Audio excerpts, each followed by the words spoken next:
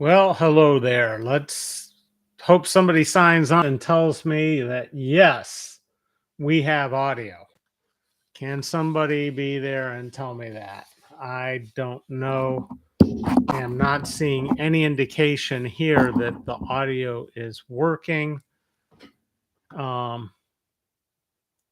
there are no meters, there are no settings. Is there anybody there? Um, Sorry to be confusing, but I started this before and people said no sound. So let's try this again. Is anybody there to hear me? Um, I am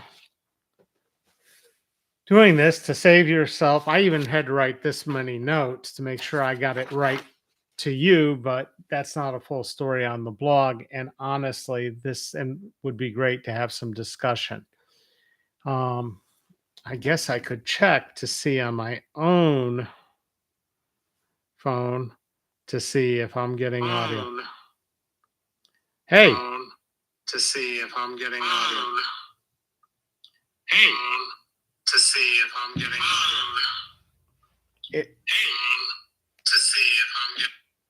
It seems to be working now. Audio is working. All right. So I've got one person watching. I hope that was probably me that signed on, but it was a 4.5 hour meeting last night. I saw, I went, I saw, and I'm reporting to you so you don't have to suffer through watching 4.5 hours of sheer stupidity.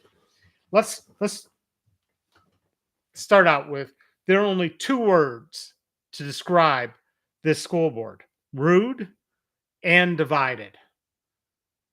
I am totally bewildered, and their very first actions, we can emphasize the word rude. I can emphasize that their first action was rude to begin the meeting. The boardroom, the new boardroom, is tiny. When the full staff is there, there's no room for the public. So what happens? We have a full room. They come in, they start their meeting, and they immediately vote to go into executive session after having everybody stand for the Pledge of Allegiance. There's a whole bunch of people there, and they go into executive session. 80 minutes later, they come back in. Some of the people had left. Some of the people stuck it out. Why were they there? Are you ready for this? They were there to give the Dayton Public Schools money. They were there to donate money to teachers and principals from the Dayton School Foundation, which is part of the Dayton Foundation, for teachers and principals to do amazing things in our schools. They made them wait for 80 minutes. 80 minutes is an eternity in that small, hot room.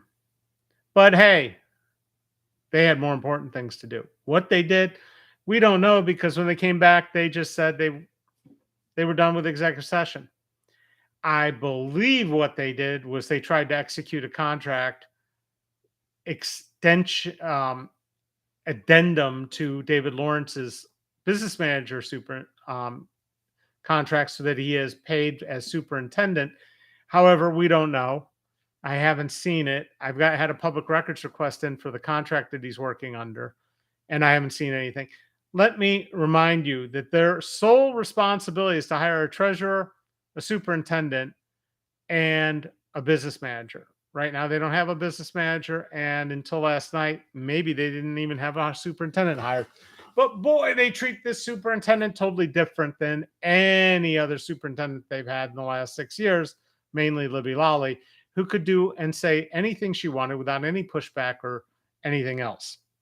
So one of the things that Dr. Lawrence's team talked about in their presentations, where they put up slides with data that we're going to talk about in a second, one of the things they told us was a positive school environment is a positive school climate is important for learning to take place.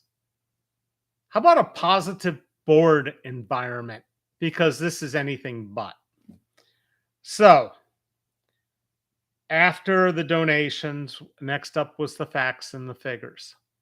Some of these were in response to questions the board asked, and they wanted to know how they compared to the urban 8. Well, comparing districts with 30 and 40,000 students to your 13,000 student district is kind of lame, but the reality is we'd be a 20,000 student district if people actually wanted to send their kids to the Dayton Public Schools. One of the big takeaways off the top of my head from the data was our district has almost 80% minority students. No other district has that. Why is that? Because of the charter schools and because everybody understands that the Dayton Public Schools, and this is what the data showed, they don't even get an F grade. An F grade would be like just below 60. They're in the 40th percentile or 40% range or even lower. They would get like not an F, not a G, not an H, not an I, not a J, about a K for performance over the last 6 years. This is under their superintendent of the year, Dr. Elizabeth Lolli, who never had to explain anything she did. In fact, her idea of positive change was to shuffle people around until they quit. She shuffled more principals, more teachers, more administrators than anyone else I've ever seen. And there was no positive results. In fact, scores dropped, which is probably the reason she bolted out of here at the last minute and screwed this board. But they still think, at least part of them, the board is divided down the middle. There's on the right, you've got the three people. You've got Lacey, Pickett, and Reinard, who are always miserable.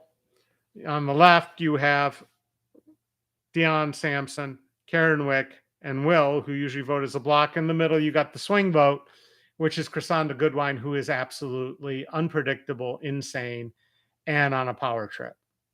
By the way, calling her doctor is an insult to everybody with a PhD. She has a Juris Doctorate, and she is a lawyer. And lawyers don't have the same training a PhD does. Lawyers pass the bar. Lawyers make their money by being great plagiarists with citations. That's about it. I'm not impressed with Chrysanda Goodwine. You shouldn't either. She has broken more rules than anybody on the board since Adil Bagirov. And we'll not even get into that. So you got this divided board, and they're presented with all this data. And what's the data say? It says we're the worst district in the state, no matter how you slice it. They even threw Springfield in, which is more like our size. And yes, we suck. We suck. We suck bad. And Libby Lolly was praised and given back pay, a retroactive raise at one point by this board, and then given a contract extension where other people just said, I can't handle another year of this, and they left. It cost this district fortunes in turnover. So we see the facts and figures because Dr. Lawrence requires substantiation for what he does. And this is new to this district. He doesn't make things up he doesn't go by the seat of his pants like Lolli always did, without any pushback from the board. And we're the worst district, and we can thank Libby Lolly. Okay. This board thinks they know something. This board kept rehiring her. This board never went through a search firm to hire her. They picked her of the two people that were there that had superintendent's licenses that were picked by Rhonda Kaur, who was picked by a search firm. And we know how that turned out. But we'll get back to the search firms things later. But they want to spend $75,000 to hire a search firm to find somebody to replace Dr. Lawrence, who didn't even have a contract yet. So we'll talk about why that won't work in a bit. So what else did they talk about? There was a lot of questions about spending $750,000 on the intervention software MindPlay. MindPlay is technically unproven in this district, but they keep talking about whether it was used with Fidelity. They never talked about Fidelity much when Lolli was there, but now all of a sudden it's their defense. Well, it wasn't Lolly's fault. It was that the teachers and the administrators didn't use her programs with fidelity. In other words, they didn't follow the rules or they didn't do things right. I am flabbergasted because that's Lolly's responsibility to make sure things are going on in the classrooms as she directs. That usually means you actually have to go to the buildings, you have to have administrators in the buildings that are watching over things. Now, she didn't do any of those things, and it showed. The scores sucked. So, um, what did they decide last night? Instead of a 3-year contract for Mind Play, they just sort of said, oh, we'll only get it for 1 year. Whether there were discounts involved in the 3-year sign up, we won't know, but it's on a 1 year. Now they want to buy it for 1 year instead of 3. They never considered there might be other software options, there might be other solutions, or, somehow you and I, if you're of an age over the age of 25 or 30, we were taught to read or do math without computers tutoring us. Mind play is supposed to be used in small groups or on one-on-one intense tutoring. It is not supposed to be substituted for actual teaching, which in the board claims some classrooms were doing. So, um, you know, the key to successful buildings is that the staff has some sort of connection with the community, the parents, the kids, each other. They know what they're doing, they're working hard together, and they're producing results. None of that happened under Libby Lolly. So here's proof that things have changed under Dr. Lawrence. And remember, they pushed back on a lot of his hires, including Ms. Sheehy, who was a superstar principal over at Westwood. Lawrence wanted to bring her in as curriculum chief of curriculum, and they pushed back. Lisa Minor came back to the district where she'd been in Trotwood with a even crazier board. There's only 3 people on that crazy board. But Lisa Minor been on job 2 days, and she's looking at all these stats, and all of a sudden she sees an outlier. Now, if you know anything about outliers, there's usually a story behind things where everyone else is getting C's and D's and F's F's and G's and H's. There's like one group in Wright Brothers Middle School that had a 71% in math. So what did Lisa Minor do on her second day on the job? She ran out to Wright Brothers, and she found out what was going on. And it was one teacher who was working in a loop where she worked with the same kids for 2 years in a row before turning it over for another loop of 2 years. This is a proven way of improving test scores. They were doing it at Wright Brothers, and the kids were getting a 71% on their math scores, which was unheard of compared to everybody else in the district. That's what real leaders, that's what managers do. They identify people who can do the stuff and they make it work. So, yeah, thank you, Dr. Lawrence, for bringing in Lisa Minor. And thank you for presenting that information at the board meeting because it's enlightening. So, all this fighting about anything that Lawrence wants to do or who he wants to hire or implement and all this. And who's going to pay for things? Sometimes that would be the question. Well, they never questioned who's going to pay for the hoodies. They just did it. Violated every rule in the book, but that's okay because all the kids like the hoodies. And, you get hoodies at CJ when you get accepted. And there was even a parent that came up and asked why he hadn't been told why his kid didn't get into Stivers after interviewing 3 times. And guess what? Dr. Lawrence actually said, that's a breakdown. We promised good customer service. We will get back to you on that. Hallelujah. I see I've got 2 viewers. I hope one of you can text me and tell me you can hear me because the first time I started this live stream, it didn't work. I hope you're hearing me loud and clear. It showed up on my phone, so it must be working. But welcome. Feel free to ask questions. So, you can hear me. Thank you. So here's the interesting Next thing that came up, this came up early in citizen comments. Somebody said, well, they were hired as a coach. And there were a whole bunch of these people at the end of last year that were hired for what they call second tier sports like soccer and golf and swimming or whatever, cheerleading. They hired all these people, but guess what? They didn't pay them. Yeah, you heard me right. They hired people and then they didn't pay them. And when asked to pay them, they sat there and, well, do we really have to pay them? What about the ones that didn't come back? Do we have to pay them too? Well, if they didn't come back, screw them. We'll just pay the ones that came back retroactively.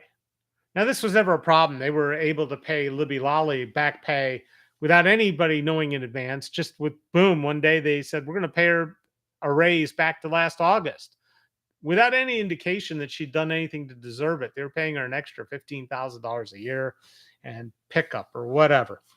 But no, they had no problems finding money to pay Libby Lolli. They had no problems earlier in the meeting finding money to pick up administrators' pickup. What the pickup is you and I pay Social Security and we pay half and our employer pays half. Well, the same thing goes with the private pension funds that cover school employees. There's two of them, STRS and PERS, whichever one. But it's basically 6.25% that the employee is supposed to pay. Well, yesterday they said they're paying it for a whole bunch of administrators. They didn't say who or how many, but they had money to do that. No problem. Boom, done. But they weren't going to pay the coaches that they hired. Now, they also, it comes out, are paying their temporary custodians about $12 an hour and wondering why people don't stick with the district or show up. In case you didn't know, a living wage before the gross inflation of the last, post-COVID last year when the interest rates have been hiked was $15 an hour.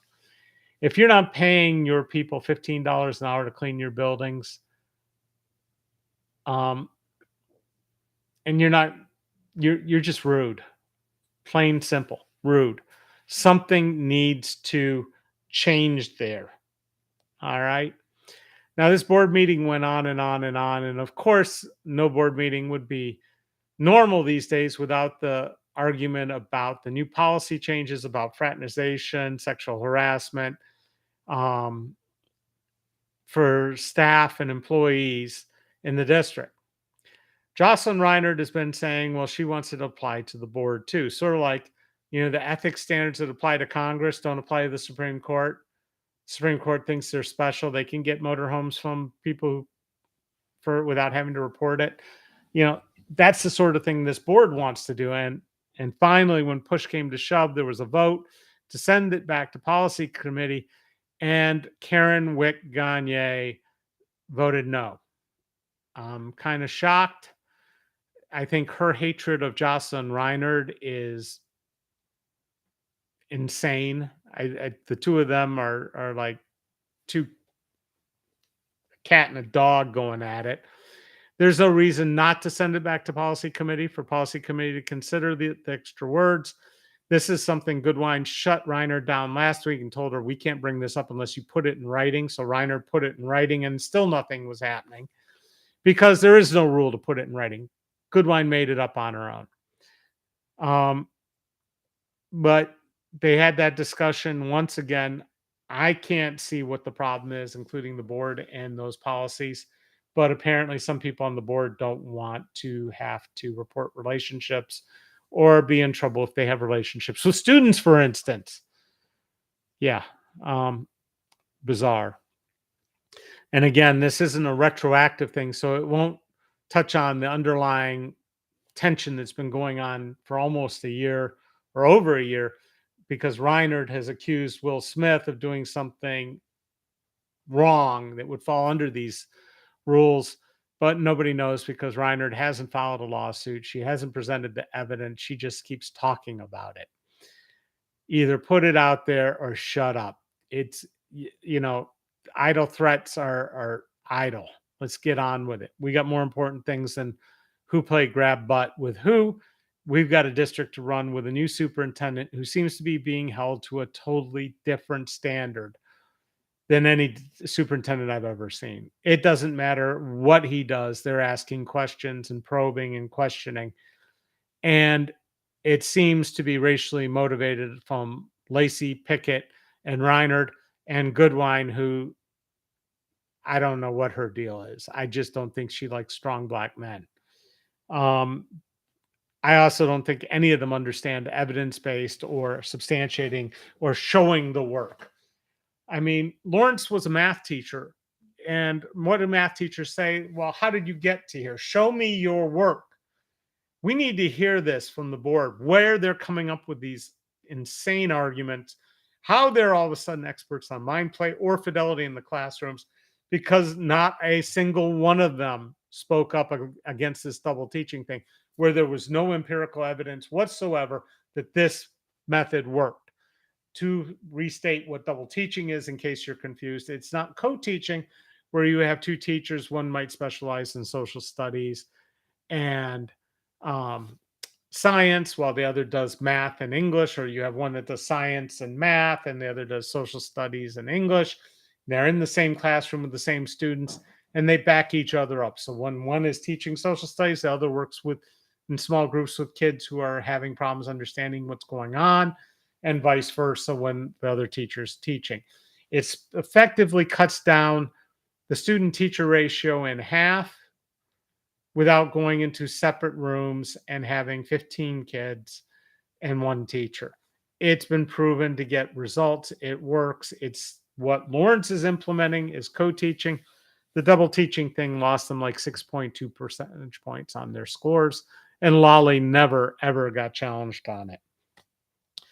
So let's talk about this national search, because they had a national search and it got us a choice of Roberson, um, Rhonda Core, or Dan Shore. Now, since then, the Dayton Public Schools hired Rhonda Core and fired Rhonda Core. Dan Shore got hired in Springboro, and he got fired and got his license taken away because he took loans from board members. Not that that could ever happen here, except maybe from Karen Witt-Gagne, who drives a big AMG Mercedes, but I doubt she'd give a loan to anybody there. And truthfully, Dr. Lawrence, his wife is a midwife. He's been a successful instructor for a long time. He doesn't have time to waste his money because he spends most of his time that he's not working, which is very little hours in the day, in the gym. And gym memberships don't cost that much. The guy is a beast. But let's talk about a national search. What superintendent do you think is going to want to come to a, let's face it, tiny school district with 13,000 students and horrific test scores to try to fix it after watching one 4.5 hour meeting with this dysfunctional board? You couldn't pay them $500,000 to come and do this if they had to put any of it on the line to prove that they would have performance increases.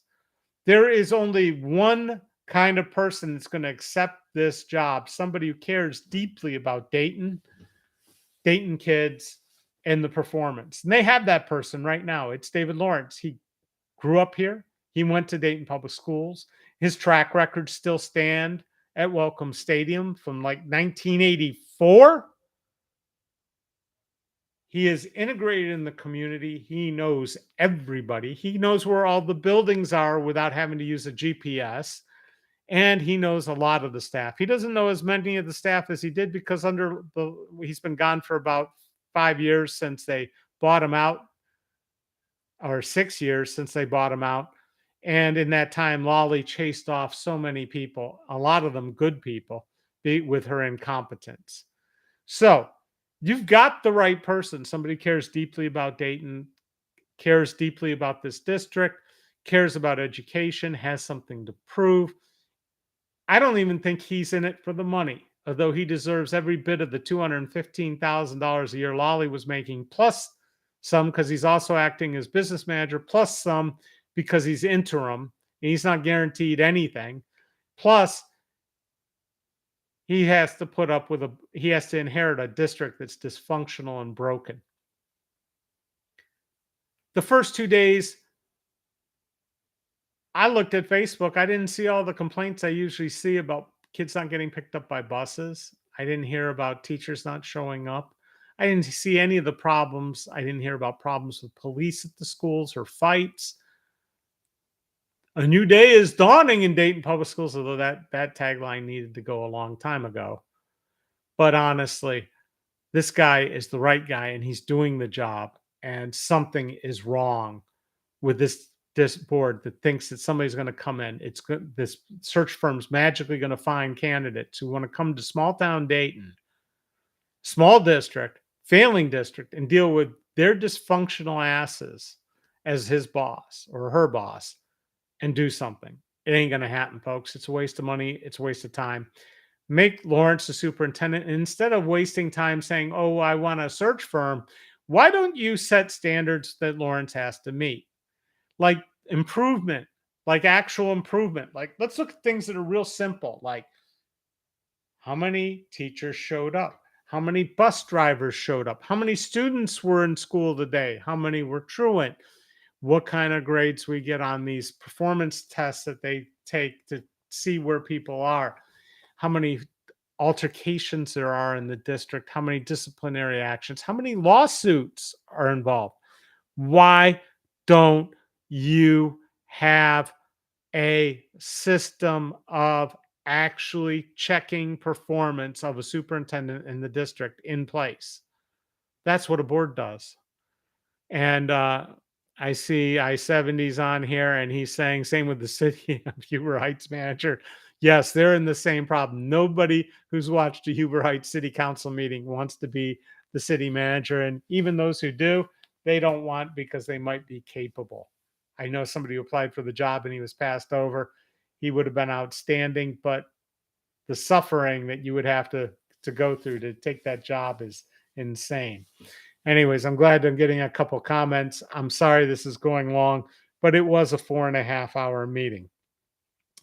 They made speeches at the end to just already extend an overly long meeting as if what they had to say was that important. Mario Gallen, who is a superstar, used to be on the board. She was at the meeting. She went home for dinner and came back. That's how dedicated she is. But she came back and sat through the remaining couple hours, and we're sitting there scratching our heads. Part of the problem is they sit there and talk amongst themselves without turning their microphones on. That's not what you do on a board. You are not conversing with them. You are talking to the public, to the superintendent, and you are making motions and everything else. You don't have these discussions ad hoc on the board dais. I have told Dr. Lawrence he needs to stop sitting with them. It's guilt by association. I think it's almost dangerous. I think the stupidity rubs off on them. The one makes they make each other stupid. He needs separation because he works for them or he works for us. And I believe he works for us. There's supposed to be a director. They're supposed to look over and check performance and offer guidance, although they have no clue of what they're doing. They don't know how to operate. He does. It's refreshing to see, and I have great faith that he will be outstanding as our superintendent, hopefully for longer than any of them stay on the board. Speaking of the board, both Gabriella Pickett and Dion are not running for re-election, so those two seats will be replaced. We will have two new bodies. If that person is backed by Chrysonda Goodwine or by Joe Lacey, do not vote for them. Joe Lacey should never have gotten reelected to this board. I don't know why Jocelyn Reinhardt still is on this board. It looks to me, watching her expression, that she is in psychological pain from sitting there through this. And it's not healthy for her. I'm not sure why Karen and Will are still there. Both of them sit there like this all the time while this is going on. Though who knows what's going to happen with Will. He's up for re-election. If Jocelyn Reinert files the lawsuit and we find out what the actual evidence is, who knows? So I don't get this board. I wish there were better candidates running. I wish Dr. Lawrence was given the opportunity to do his thing. It's pretty clear that he has a plan and he is enacting it. If you need to proof of it, watch this hour, the 50-minute video I put up last Friday of his Thursday night meet and greet in the community at Wright Brothers.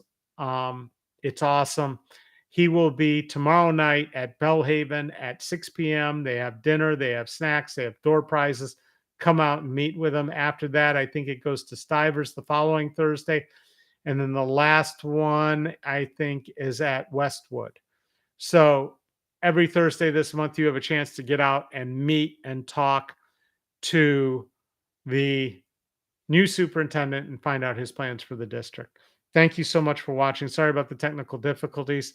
Thank you. Um, and body language says they're ashamed of something. And yeah, the body language is real and it's sad. I don't know why I invest my time and energy into this, except I know that our young kids are the future in this community. And I believe education is the key to ending poverty. And this community is definitely racked with two problems, one of them being poverty. Um, anyways, Jordan Wortham says Dr. Lawrence will be scrutinized by the people who love the system. These people only care about monetizing the revolving door and nepotism. That is true, although Dr. Lawrence has connections with some of the people in power in this community. Jeff Mims was a mentor to him and is now the mayor. I don't see him getting sliced and diced so much by the people outside of the school board people. I'm wondering who's paying their payoffs. Anyways, this is a new attempt of a format for me. This doesn't involve multiple cameras and other people switching, and I can do this a lot quicker. But I hope it works, and it's shorter to watch this than a 4.5 hour school board meeting. Thank you so much, and we'll see you around the next time. Thanks.